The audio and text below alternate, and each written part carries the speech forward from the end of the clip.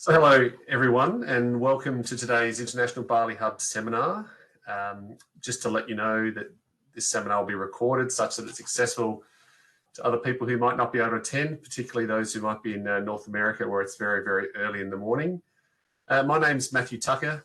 I'm the Deputy Director of the Weight Research Institute at the University of Adelaide in South Australia. And it gives me great pleasure to introduce today's speaker, which is going to be Dr. Kenton Porker. He's from Field Agronomy Research, which its headquarters is based in Geelong in Victoria. And Kenton is actually, I think, the first of our speakers from Australia from this series. So there's a lot of pressure on his shoulders, but he was chosen knowing that he can deal with that. So Kenton is a research agronomist and a physiologist who has a lot of experience working on cereal production. He completed his PhD working on barley phenology at the University of Adelaide in 2018. And since then, he spent quite a bit of time at the South Australian Research and Development Institute. And then he's accepted a position at Field Agronomy Research. He's probably been there for 12 to 18 months. He leads a number of initiatives in Australia related to hyper yield, frost tolerance, yield gaps. Many of them are funded by the Grains Research and Development Corporation, which is one of the major grower levy bodies in Australia, and it's actually quite significant to lead those grants. He's a former Australian Young Agronomist of the Year, and he's actually one of those very special researchers who can actually communicate with industry, growers, and academics. So it's very easy for people like me to work with him. He loves cycling, which is sometimes a good thing, sometimes a bad thing, but I can confirm he looks better in Lycra than Robbie Waugh does. So that's a major advantage. So today he's going to give us a talk about achieving 10 tonne per hectare barley yields in Australia, which, interesting, depending where you come from, it's actually quite a target in Australia. And he's leading the way and demonstrating that. I'd just ask if you could please stay on mute during the presentation. If you would like to ask any questions, hold off until the end, or you can type them into the chat box. And apart from that, Kenton, I'm looking forward to your presentation. Please take it away. Thank you, Matt. I'll just share my screen and we'll confirm we're on. How are we going? Can you see my screen, Matt? It's just loading now. There we go. Perfect. Fire away. All right. Thank you, Matt. That was a wonderful introduction. You're probably wondering by my accent, from Australia and how we're actually achieving 10 tonnes per hectare, and you're thinking Australia is very hot and dry and we're a low yielding environment. Well, I guess I really want to talk today about there actually are parts of Australia where we can achieve 10 tonnes per hectare. It's not easy, but we're really focused on this concept of achieving 10 tonne in Australia. We actually have done that now. So thank you so much for this opportunity to present tonight. Sorry. Or morning, afternoon, wherever you might be. But I do work for Field Applied Research, FAR Australia, and I'm really delighted to be presenting on behalf of them and really talking about a project of ours called the Hyper Yielding Crops Research Project.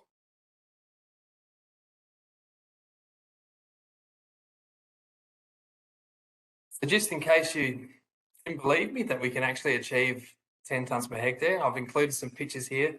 And I hope this makes the Europeans all feel at home as well. You can see some grey skies here, so we actually do get gloomy days as well. But in our trials in 2021, here's a image of 6-row French winter barley, and it topped our yields in dryland production down in Millicent in South Australia at 10.42 tonnes per hectare.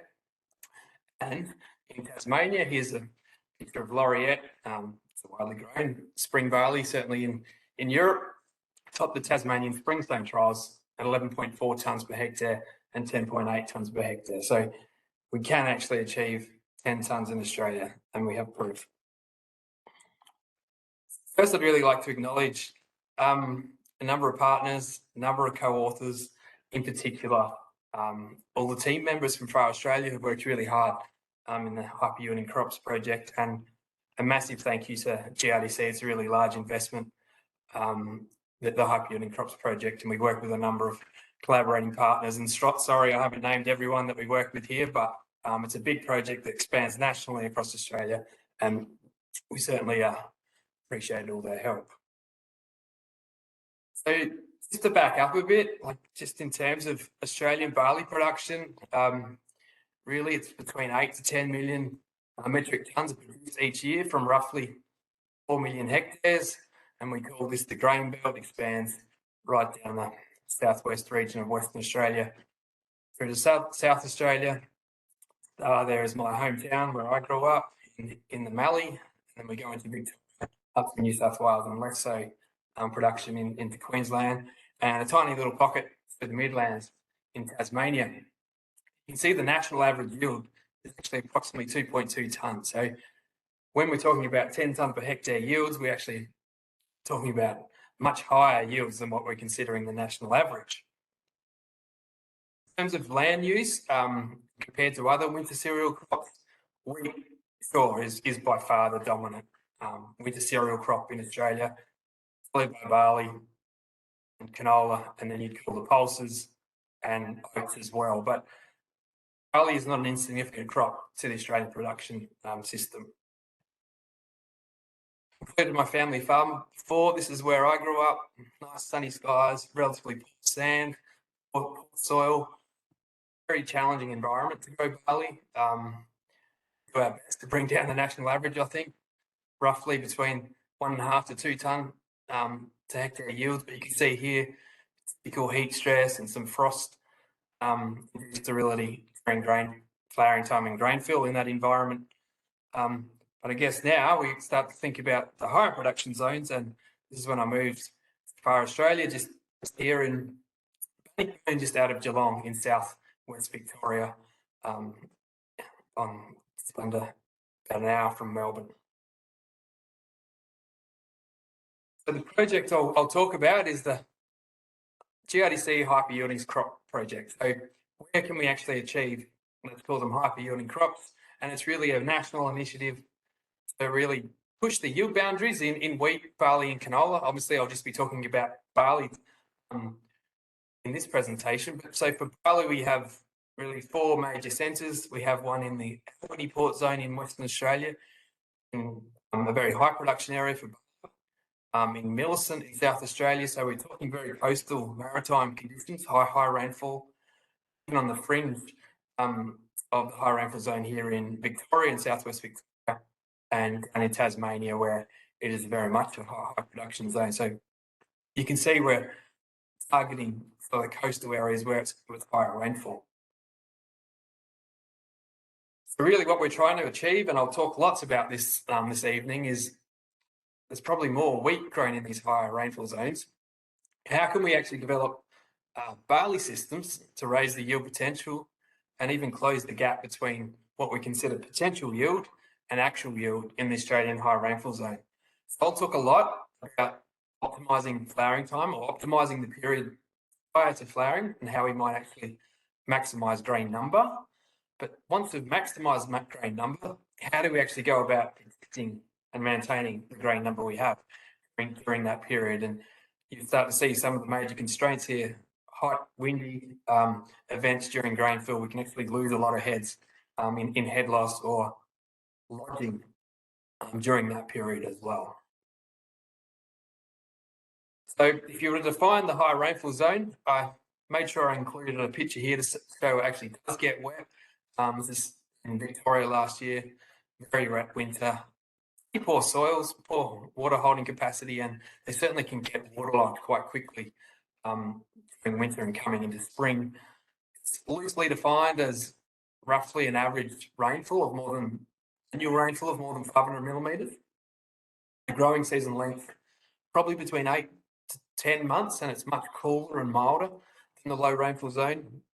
If you were to define the high rainfall zone in Australia, it's estimated to be about 9 million hectares, and currently about 7 million hectares of that is featured as annual cropping, and really wheat and canola are the dominant crops currently. But even within that high rainfall zone, we have varying temperatures, varying solar radiation profiles, and varying soil types. So we go from relatively poor sandy soils in Western Australia to rich organosols in South Australia and some of these clay, shallow soils here in Victoria. Just for comparison, here's where I grew up, the South Australian Mallee, a rainfall environment. And here's our South Australian Crop Technology Centre at Millicent. And it's really comparing different climate we have in what we probably consider low rainfall compared to the high rainfall environment. And the main thing is, sure, it's got more rain, but it's also much cooler in our higher rainfall environment. So spring barley in Australia is actually sown in autumn. It grows through winter, begins to flower in spring, and rainfall happens in the back half of spring and harvesting typically in November. And we often refer to this concept of the optimum flowering period. So for every environment in Australia, there's an optimum flowering period, which really is a trade-off between flowering too early, because we actually do get lots of frost and like -1, -2 events around flowering time. We also get days above 30 degrees around flowering time as well as that combination of declining soil water. So we're really trying to balance, trade off all those stresses into this period called the optimal flowering period. And in my hometown, it's really sort of the first week of September. We optimise flowering. When we move into the higher rainfall zones, it's much later. And you look at Millicent, it's really the back end of October. Also maximising temperature, solar radiation, which we'll talk a little bit more about. So getting back to really some of the agronomy and genetic work that we're looking at. So really incorporating this concept of improving management of the critical period. So barley, wheat, all the same, they all have a critical period prior to flowering, which really determines grain number. And what we're trying to do is maximise growth during that critical period. And yield potential is really determined during that period.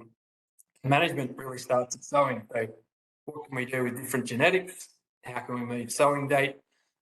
What about nitrogen, seeding density, foliation or grazing systems, as well as in the use of PGRs or plant growth regulants, fungicides, and nitrogen in season.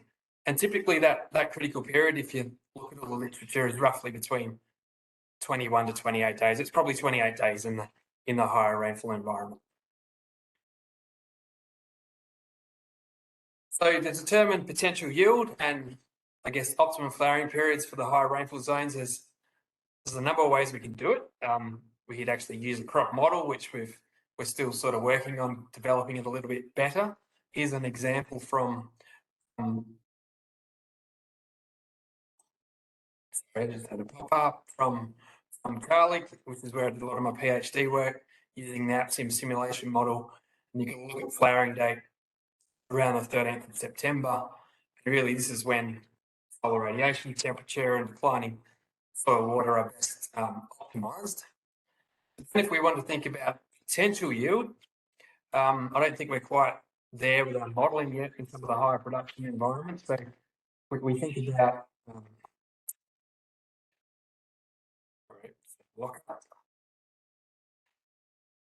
there we go. We think about water supply to the crop and the photothermal quotient. And so under best management practice, water and climate are the only factors limiting growth. So supply is really an adjusted French and Schultz model, and we assume that 25 kilograms per hectare per millimetre of water is converted into grain, and we calculate that over the growing season. And photothermal quotient is the sum of radiation divided by the sum of temperature during that critical period that I previously described. And you can use the conversion factors by Peak and Angus to get an estimate of what we consider the maximum yield that's available in that environment based on temperature and photo period. It's not something we've really, temperature and radiation. It's not something we've really considered before in Australia because we've typically always been water limited. Just to put that in perspective, if you take my garlic example, I call that a lower to medium rainfall environment. We need to be flowering around the 18th of September. Water supply is 276 millimetres. potential yield, or water limited potential yield, is 6.9, and our calculated photothermal quotient potential yield is 8.3. So you can see that in that environment, you're more likely to be water limited than we are actually limited by temperature, solar radiation. When we come into our high rainfall zone, no worry, 20th of October is flowering, Millicent the 30th, and WA is slightly earlier. We start to see now that we're actually more likely to be limited by photothermal quotient, or the temperature and radiation in the critical period, than we are for water. So this concept that Australia is very water limited is not so much in the higher rainfall production zones. And as we head south, Tasmania actually has a very high photothermal quotient, and water can become limiting, but they actually also have options of supplementary irrigation. So water limited yield is less likely in that environment. So in terms of how can we actually increase production of barley in the high rainfall zone? And I would say it's probably got a lot more challenges than wheat in Australia. So here's some of the ranges we achieve in our trials, from 2 to 10 tonnes in barley just with genetics and management. This is at one site last year, through to 6 to 12 tonnes in wheat. And I guess this picture sort of summarises what we see in wheat. Wheat stays standing, or has less disease than barley. So really, some of those challenges as we push barley into the higher rainfall zones are really making it difficult to match the yield potential of wheat. Come back to thinking about that photothermal quotient, or the relationship between temperature and radiation. The first thing I'd like to say is that water limited yield potential is certainly not increasing in Australia. If you look at some of the work by V. Hockman about climate change, it's our water limited potential yield is declining.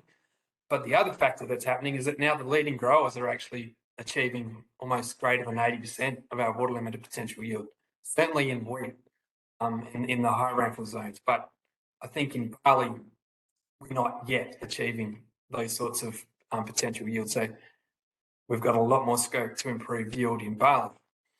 If we look at the relationship between wheat and barley in the photothermal quotient across all of FAR's really trials over the last 3 to 4 years, you can start to see they've actually achieved up to 16, 17 tonne in wheat in Tasmania.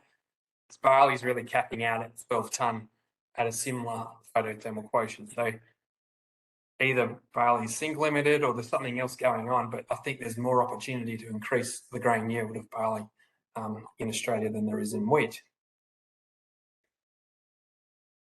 So the first part of really how we're going to tackle this is, so let's try and realise that yield potential. And the first question I guess we asked ourselves is the crop cycle that we're dealing with aligned to the environment to capture all the resources? And the two biggest things that we can play with there are sowing date and genetics.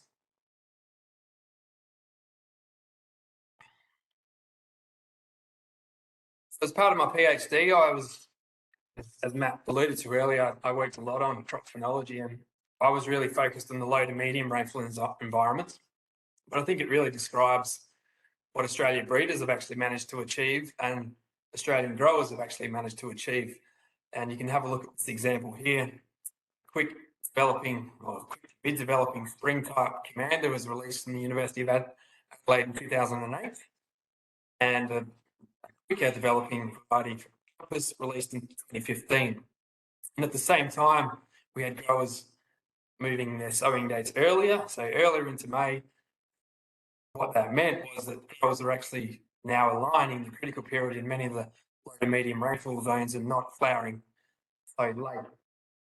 Part of that shift in phenology really increased yield, and we put it at about 10% yield improvement in Compass compared to Commander. And my whole PhD was trying to pull apart all the phases prior to flowering and how it might increase yield, but it pretty much all came back to flowering time and avoiding drought stress and heat during grain fill. And what we saw was moderate improvements in both grain number and grain weight. So that's the low to medium rainfall environments. And as I said before, some of our climates are changing and farm sizes are getting bigger, so growers are even moving sowing dates earlier than that. So it makes us really think about, well, what other developmental genes might we need for many of our production environments? And look at the example I had before of Compass. So Compass was actually derived from a European cross. It was derived from Commander with County and then back across the Commander type. And what that effectively did, it removed the photoperiod sensitivity in Compass. And we've now got this variety that was, I guess, less sensitive to photoperiod. And this was really a big change in the Australian breeding program, because previously a lot of Australian breedings would do a multiplication over summer, and they'd typically select this kind of variety here, which is something that would really have a short mean day to heading, very responsive to photoperiod. I used to call it the ugly stick because it wouldn't tiller over summer, but they knew that that would give them the kind of variety that in theory should have been adapted to that later May, June sowing date. But then when Compass came along, that lack of photoperiod sensitivity was not really something they were thinking about, but really, I don't know if it's by chance, but really a high yielding variety was developed. But what that also meant, that selecting kind of variety over summer, so selected against developmental genes, so it was selected against winter genetics, so those with a colder requirement or those with a vernalisation requirement. So really that kind of variety or the winter genetics have not really been explored in Australia for many years. And I guess that's where I'll move into thinking about now, well, actually, is there winter types or other types that might be suited to our higher rainfall production zone? Come back to that. So if you look at the diversity in Australian phenology, so I was also involved in a national phenology initiative, which is part of GRDC, and we grew a whole panel of barley varieties which are commercially available in Australia alongside wheat. We took them to different latitudes and different sowing dates. What you have here is thermal time to heading from typical April to May sowing dates. In the orange we have barley, and in the blue we have wheat. I guess the first thing you notice is that there's much less diversity in the barley than there is in the wheat. If you look at the grey ones, they're the well-adapted germplasm for Australian conditions, or bred here in Australia. And in the orange, or light orange, it's some European germplasm that's been introduced. And if we're thinking about alternate types or winter types, we really don't have any options much in Australia, particularly Urambi and Cassiope, which was I guess it's introduced as an experimental line for part of our research. The other point I'll mark out is that the highest yielding high rainfall zone winter wheats are up here. So it's things like Argentea croc and the other kind of varieties that are yielding 10 to 12 tonne in many of our high rainfall zones. So in terms of, well, why can't barley do that? Introducing winter barley to Australia. So if you look at some of the history of winter barley in Australia, Ulandra was released back in 1987. It's the first winter barley for Australia. It never really did a great deal.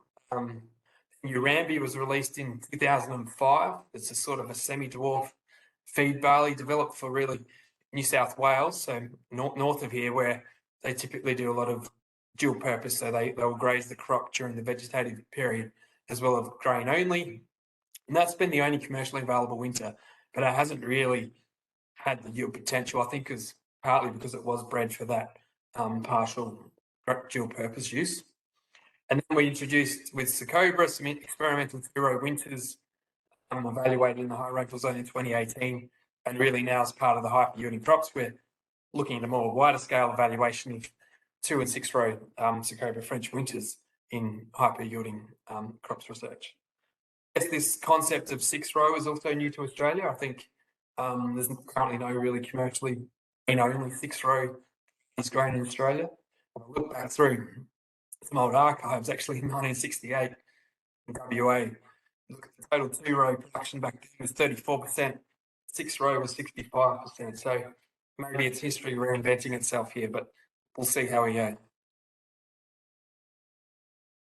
So one of the key features about the 6-row barley is that the duration, or the winter barley, sorry, is the duration of the vegetative period is much longer, and that also differs with sowing date and cultivar. So we went about measuring the potential spikelet primordia, so detecting across the time period with a high rainfall zone to get maximum spikelet primordia. You can see when they arrive at maximum potential is really in planet, was here on the 3rd of July from the 24th of April sowing. And if you were to sow plant later, you can arrive at the same period at the start of August. Early sowing winter cultivars are arriving slightly later than that, despite early sowing. The other point is there's not really much difference in number of potential spikelets. In the 2-row type, obviously the 6-row type has more potential being 6-row winter barley. So then I guess our attention really turned to how can we actually keep that potential, and I think we can in the high rainfall zone. Certainly in the lower rainfall zones where we're dropping back to 10 or 20 potential grains, 10 or 20 grains per spike, but in the high rainfall zone, I think we could actually keep much of that potential. Really, it comes down to this critical period I talked about before, and I like to describe it as really it goes from a fighter to a lover during that great late reproductive phase. Once you start seeing the flag, or just before flag leaf emergence, really late stem elongation, we're doing all our best to really try and keep as many of these potential spikes as possible. So in terms of yield, I'll use this example from Millicent.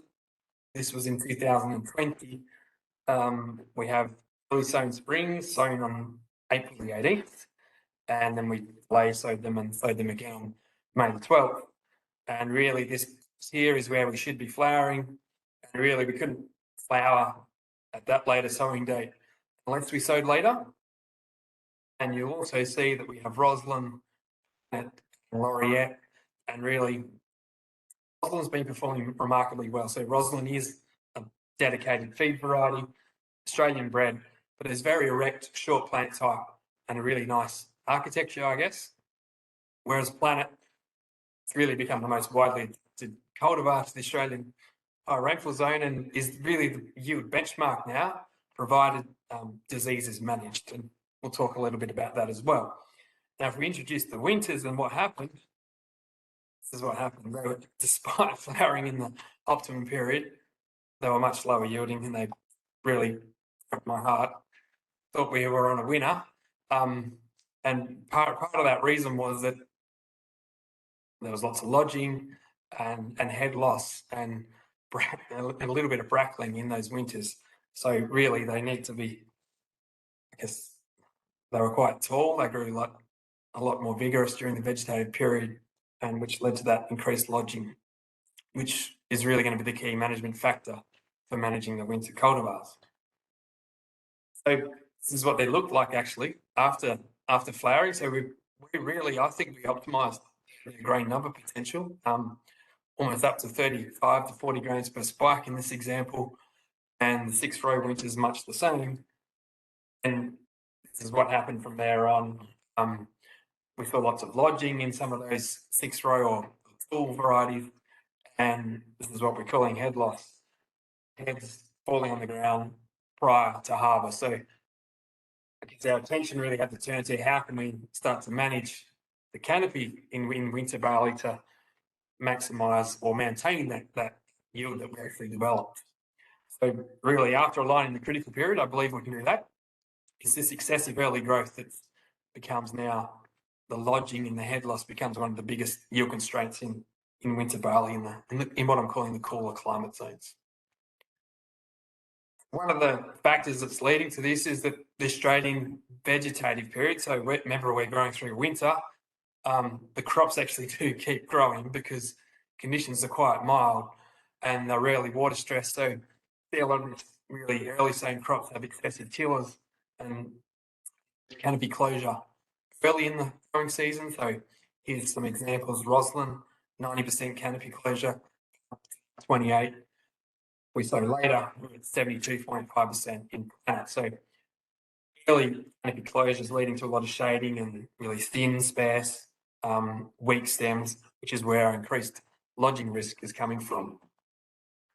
We really need to strengthen the barley system, and one way to do that is introduce plant growth regulators, think about seeding rate, delay nitrogen, or we even introduce defoliation, so mechanical grazing to remove leaf area. It's the example here.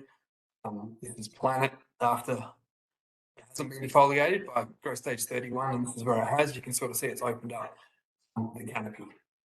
And the other thing we can obviously do is delay sowing. So we have this series of trials which go right across the country, which we call the GEM trial, so genotype by environment by management experiment series. And it's really about how can we use management to strengthen the current barley system. So we go from really, I guess, more standard fungicide controls where we use 2 cheaper fungicide products, combining propiconazole and tibuconazole. We move into a higher input fungicide. We're looking at the introduction of an SDHI and including QII and PMI combinations. And in the hyper yielding system, it's higher input, so up nitrogen. In each example, we have production of the growth regulant, which is trinexapac ethyl or Modus Evo in this case, 200 mils per hectare at growth stage 30, followed by 200 mils at growth stage 33 to 37. This is the kind of yield differences we've managed to create. So this is just for Planet, right across the country in 2 years. So the spread in yield is what we're seeing across all those sites. You can see the trend managed to achieve in Planet. So really, standard management, the addition of a PGR is not really changing yield that much, but as we increase to the, I guess, more robust fungicide strategy, that's been the Achilles heel of Planet. So really net form of net blotch management or disease management in Planet, the use of improved chemistry or more robust fungicide strategies, really the number one thing that's removing the yield gap in Planet, and really no additional advantage once we go to more nitrogen. If anything, yields are a little bit more variable. Rarely are we seeing a yield penalty from that dual purpose or defoliation strategy. And you'll also see that PGRs aren't really making a big difference in Planet. So I guess the big question for us now in terms of Planet management is where are we going to place the more expensive or the SDHI chemistry to protect the critical period.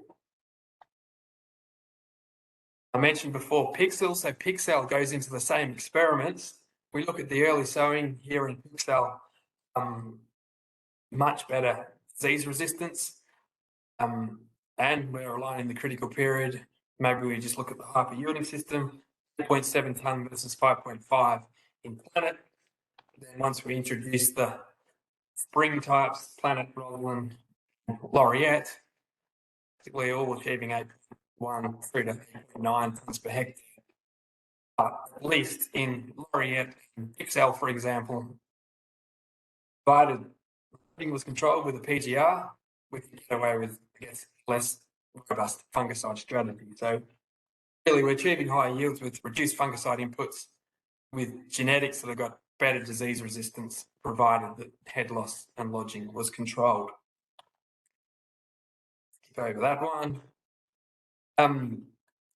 In terms of some benchmarking, I'd be curious to see what we're achieving in some of the other European environments around the world, but this is the grain number sort of equation that we're achieving. And like most Mediterranean environments, grain number accounts for most of the yield variation. So whereas grain weight accounts for little of the variation. If we were to plot grains weight grams per metre squared against our yields that we've actually achieved at Millicent over the last 2 years, both sowing dates, you can see a nice relationship between grams per metre squared and yield. And if you plot that line, it tells us that it's roughly at 46 mega, well, grain weight is around 46. If we look at, say, in the 8 to 10 tonne range, where you plot that mean, so the average grain weight has typically been around 46. So I guess for me, there's potential there to increase grain weight. We know that we can achieve higher grain weights than that, even in the low rainfall zone. So greater than 46 milligrams per seed or kind of weight, there's potential there. But really to achieve the 10 tonnes we're talking, we need to be around the 20,000 grams per metre squared in these environments. So I'll finish on really how we might go about improving yield further and protecting that critical period. Really, it all comes back to how we're going to convert more of that biomass into yield and achieve a higher harvest index. Here's my buck, nice standing with a PGR up against Pixel. It's all slow developing winter cultivar. This is Rosalind, which is that short Australian genetic. And I think somewhere in the middle there between having the phenology type of cell and the type of Rosalind might be where we start to increase yield in many of our environments. But the use of PGRs, they certainly have some scope to help us improve yields. I don't think they'll improve yields in their own right. Here's an example from Millicent. Once we get in there and harvest at physiological maturity and really don't let any heads fall on the ground, and bear in mind that we're to deliver grain in Australia at 12.5%, so we don't harvest at 15% moisture. Really, we're seeing limited yield response to PGRs in the absence of lodging and head loss. But then if we're to come and harvest 21 days later, it's really when we're seeing the advantage of PGRs and plant growth regulants, certainly in both winter barley and planet. On from that one. So when we're talking about PGRs, really can keep the crop standing and reduce head loss. And what they really do is they buy time at harvest. So harvesting on time compared to 3 different strategies here in PGR. So PGR applied at growth stage 31 and PGR applied at growth stage 31 and 37 compared to harvesting 21 days later. Where it's not treated, we're losing up to 2 tonne in winter barley if we were to leave harvest for 21 days. And yes, we're still losing yield in 21 days of the PGR, but we certainly reduced that yield gap to be approximately 1 tonne. And what that's really come from is this shortening of the peduncle, and we've done some great work with Matt, who's hosting today, about a PGRs actually strengthen this period of, or this section of the head or the peduncle. You can see here as an example using Compass and what he's calling the PGR sensitive region. It's applied with the PGR, we've got a more, I guess, more thick and more cell dense material in that section of the peduncle, which is in theory reducing some of our head loss, but still it's probably only that protection's lasting 10 to 21 days and not beyond that.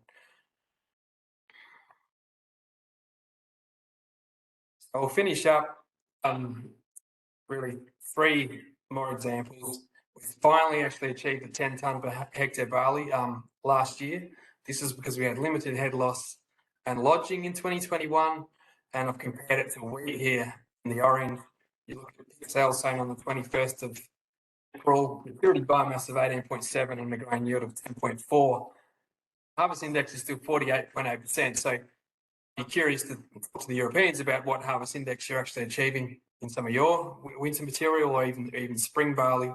And then once we move to later sowing, and Laureate achieving 8.3 and 8.9, a higher harvest index, then maturity biomass starts to limit yield. So really, if we want to achieve some of the higher yields, yes, we need more biomass, and that might come from earlier sowing, slower developing cultivars. Certainly the wheat is doing it. So burner of winter wheat, 20.8 tonnes of biomass, 11.7 tonnes per hectare, and 49% harvest index. Definitely potential there to achieve that if we can. Finish on the Tasmanian system. So I mentioned before about the spring barley, and if anywhere the European germplasm has been a massive success story, it's been in spring sown barley in Tasmania. Spring sown, we're talking start of sowing in the 1st of September, very reduced vegetative period, plants don't get as tall, and we're getting much higher harvest index and less disease. You look at this example here is Planet from the 1st of September sowing compared to Compass, which is a Australian variety. It lodges compare it to more of our tail-end sensitive Australian varieties, they actually develop too quick because we're now sowing into long, warm, hot days, and they develop too fast in that environment. And that's really where we've seen our great example of Laureate in 2020 achieve 11.42%, proteins at 13.3%, and that's been really difficult to keep protein down because we're actually feeling grain in quite warm conditions, quite fertile soils. In terms of the rest of the quality specs, it's been very good compared to the other local controls. Very well as well, 0.43 tonne. Westminster used to be the old favourite at 9.52 tonnes. Roslyn developing a little bit too quick at 8.88 tonne. So really, if we want to increase yield, I really think it comes back to this conversion of biomass into yield, and shows the variation across all the sites that we're achieving.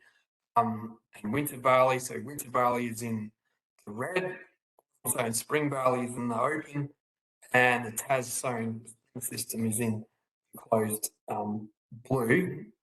We have dry matter versus grain yield at 0% moisture. What we're seeing is once really a lot of our autumn sowings get above 16 tonnes per hectare, harvest indexes are really declining. So not getting close to what I'm calling a theoretical maximum of 55% harvest index. And the same with winter barley. Once we're getting above 16 tonnes per hectare, we're not achieving that high harvest index. But that spring sowing system in Tasmania, yes, it's achieving high matters at maturity and getting much closer to that harvest index. So for me, that's really what we can do with genetics or management. We're still certainly not there to achieve those high yields. We were in WA. The slower developing genetics are just simply flowering too late. We can't optimise their critical period. They're flowering under more hostile, hotter grain filling conditions. So in that environment, we simply need quicker developing slower springs or quicker developing winter cultivars. You see the example here, 6 winters really we had in 2020, low kernel weight, low yield, and flowering simply too late. So really to sum up, where management and genetics are going hand in hand to increase yield in the high rainfall zone. We've got a number of videos sort of popping up online now. You can go and check out on the Far Australia website. I think it's really, the winter barley system's looking promising, and I think it's a really work in progress to develop new systems for the high rainfall zone. Certainly the spring sown system is looking promising in Tasmania. And I guess we're really about encouraging breeders both here in Australia and in Europe about new genetics that might have a natural fit for Australian environment. And really, I would love to talk to anyone about some of the synergies they could see with those European production systems and managing them, bearing in mind that our high rainfall zone system is a little bit different as well. So I'm going to finish there, Matt, and I'd really love you all to come and visit us. Like September, October, we were on a number of field days, so it'd be great to see some international people at some of our field days now that travel restrictions are finished. But I'll finish on this slide and just thank you all for this opportunity, and recognise you could follow us on our social media pages. Sure, go check out faraustralia.com.au. There's a lot of the results I've talked about written up already online, so feel free to reach out. But thank you very much. I think we're probably okay there for time, Matt. Perfect. Thank you very much for keeping to time, Kenton. So I can certainly see everyone, I think, now on the participants page. So if anyone has a question, please feel free to raise your hand or pop a question into the text box. And already I can see one from Luke asking a question regarding issues of grain nitrogen when pushing yields. Yes, there is issues of grain nitrogen when pushing yields from 2 points of view. We're actually on quite fertile soils, so the production sites that we're targeting are quite fertile, and there's 2 issues of applying too much nitrogen up front. It's just leading to more vegetative growth, more lodging, but whilst our drain filling conditions are quite mild, we haven't really been able to get proteins as low as 10, 11% in many of our production environments. And yes, we could starve them of nitrogen. And even when we're going nil or low nitrogen, the soils are actually offering up quite a lot through soil mineralization. So we're coming out the other side of winter when soils are warming up, and managing nitrogen content for malting grade, sure, is quite an issue. But bear in mind that probably only 30 to 40% of Australian barley is delivered as malt, and there's a large feed demand in Australia. So really, it's the success story in the high rainfall zones has been feed red wheats as well. So really pushing yield based on the strong domestic feed market, which is only really predicted to get bigger in Australia. So yeah, malting can be an issue. I think we could get lower in Tasmania and then the cooler finishing climate, but maybe not from spring sowing. Thanks, Kenton. I see in the chat from Donna that Ruth, did you raise your hand? Unfortunately, I can't see any hands being raised, but the question's popped up on the chat. So very interesting question. Are there land races of wild barleys in Australia? If not, what's the country with the closest environment to look at older varieties? Yeah, it's a good question. I'm not a geneticist, so I'm not the best to talk about land races and different genetics. But if you take our wheat examples, we're seeing direct introductions from France. So to name a few, will be RGT Croc, RGT Calabro, probably more slightly quicker developing winter environments from overseas that have come in and had immediate success. So the other cultivars that are doing 12 to 14 tonne, I guess Planet is also it's a international variety as well. So anything where Planet is doing quite well alongside Laureate will fit into our high rainfall zones. I don't think it will fit to low to medium rainfall zones in Australia, but it seems that barley germplasm travels pretty well. Kenton, maybe Donna's recommend you could just stop sharing your screen, then I'll be able to see everyone's faces. Maybe that would be one thing. We can do that. Excellent. I've got lots of, actually I still can't see it particularly well, but that's okay. I have a question, if I may, which is regarding the European winters that you're trying to bring in, which you demonstrated they're just not achieving that yield, and you talked about head loss and lodging and brackling. I wonder, did any of them come with that baggage originally from Europe? Did they know that they're susceptible to any of those problems, or is it just as soon as they get exposed to the Australian environment and the sowing time that's when they appear? I don't 100% know the answer to that question, but one thing is that our growing season is actually quite long. So we're growing for 8 to 9 months, and the winters just keep growing through winter here. Like I'm saying, like doesn't get cold, they don't go under snow. It's not as cold as some other environments. So they actually keep throwing down leaves. They keep tillering. Like they look like a massive mat at the end of June, July, and I think that's really like they just rapidly elongate straight out of the other side of July and getting quite tall. So I'd like to know how tall they actually get in Europe.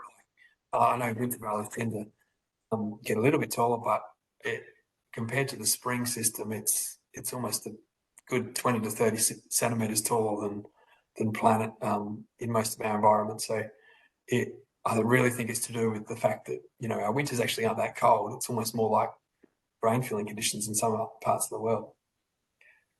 And just following on from that, the fact that the PGRs, I think if I remember correctly, didn't really have an impact there, does that mean that those varieties are not, or are effectively GA, they're not actually carrying the right dwarfing genes, or they're not GA sensitive, or are GA sensitive, I think probably.